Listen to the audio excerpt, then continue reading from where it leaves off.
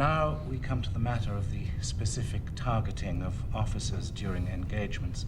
Colonel, you must know that in civilized warfare, officers in the field must not be accorded inappropriate levels of hostile attention. To your mind, what are appropriate levels of hostile attention? Oh, Colonel, imagine the utter chaos that would follow from leaderless armies having at each other. There must be gentlemen in command to lead and where necessary, restrain their men. Restrain them from, say, targeting civilians, women, children, and such.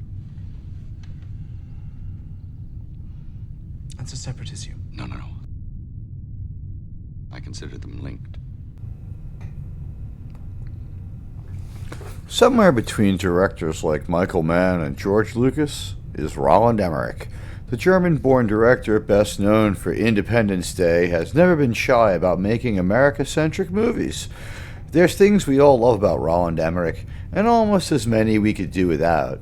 That's probably why he's finally reached the point where he has no projects in development for the first time in over 25 years. After ID4, he stumbled with a mediocre movie with a well-conceived monster that was so different it simply never should have been called Godzilla. Then in 2000 we got The Patriot, which is currently available free with YouTube Premium. While this movie stars Mel Gibson even before it came out, much was made of the performance of a young actor named Heath Ledger. The movie itself is one of Emmerich's better ones, but also some of the things that eventually caused audience to grow tired of the director show up in the movie. The movie revolves around South Carolina farmer Benjamin Martin and his family. Martin is an idealized Thomas Jefferson type, a tinkerer with some kind of limitations on his tinkering ability. For instance, do not let this man make you a rocking chair. He's also worked out some sort of arrangement that's allowed what you might mistake as his slaves to work the land as free men. So maybe he's even a little nicer than Thomas Jefferson. Martin is just so much more a soldier than he could ever be a politician or statesman. In fact, he's so averse to war in his political role that he's all too ready to endlessly apologize to the British just to avoid conflict. Fortunately, hotter heads prevail and South Carolina joins the new United States. The free with YouTube Premium version of this movie is TV-14 and comes in at just over 2 hours due to an accelerated credit sequence. That said, even cut to TV-14 level, this movie is pretty intense. And of course, like all Roland Emmerich movies, there's some presence by a president of the United States, although General Washington is not, in fact, president yet. The movie shows Gibson as a veteran of some previous conflict that seems to be the French and Indian War, even though no one is willing to say it. While it doesn't feature any historically accurate battle reenactments, The Patriot has period-appropriate battles that are well presented. The movie seems to draw on several other films for inspiration. Michael Mann's 1992 Last of the Mohegans with Daniel Day-Lewis seems to inform most of the combat sequence, including an attack by Martin and his children on a group of British soldiers that's almost beat for beat the same as what we see in the other movie. The story attempts to show off the kind of life the Americans were fighting for, when the movie shows off some of the more amusing domestic customs of the 18th century in its lighter moments. Since this is still a Roland Emmerich movie, we have a few tropes to account for aside from the presence of a United States president. Like the poor man's George Lucas, Roland Emmerich dutifully writes some not-so-great dialogue, but it's still functional.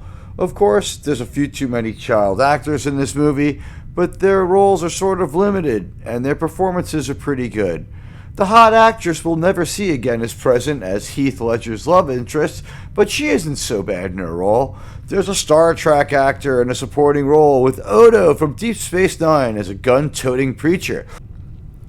There's the needlessly grim death of a likable character when Emmerich tries to drive home the horrors of war and the toll it takes on the soldiers and their families. Emmerich kills a Chad in every movie. This time, it's a deeply grim self-deletion by one of the rebelling Americans in the face of what you could only call a Josie Wales scenario. There's a lot of interesting locations and communities this movie touches on but doesn't explore, and it can sometimes feel like it's trying to do too much. But the story is still cohesive and immersive enough to be enjoyable. After all, not to make a few unforced errors would be un-Roland American. The truth is, the version of the movie on YouTube is more than entertaining enough due to things about Roland Emmerich that led to his success in the first place. The Patriot features a real enough bad guy strongly based on an actual historical figure. The movie presents a decent representation of what a battle in the War for Independence would look like. And here's one you can tell your friends, a little trivia. There's never been an American Revolution. It was, in fact, the War for Independence.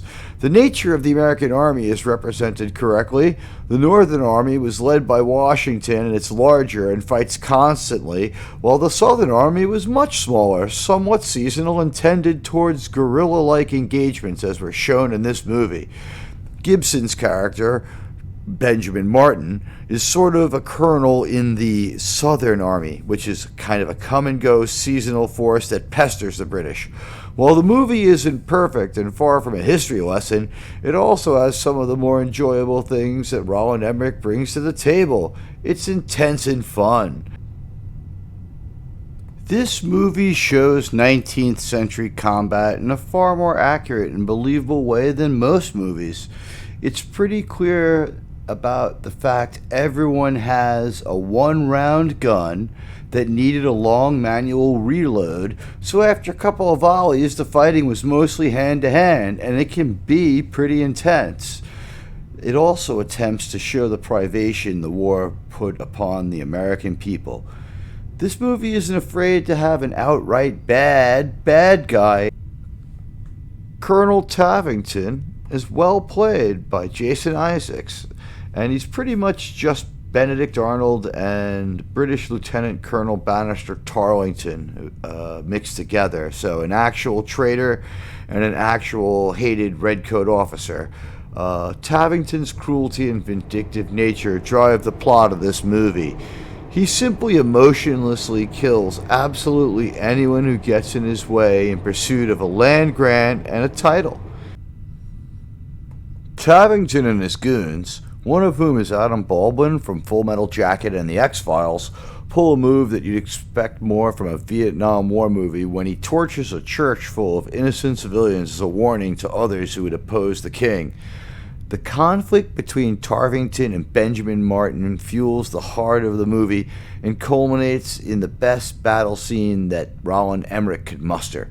So if you're okay with a little old-fashioned flag-waving patriotism, a few inspired performances help this movie out, check out The Patriot.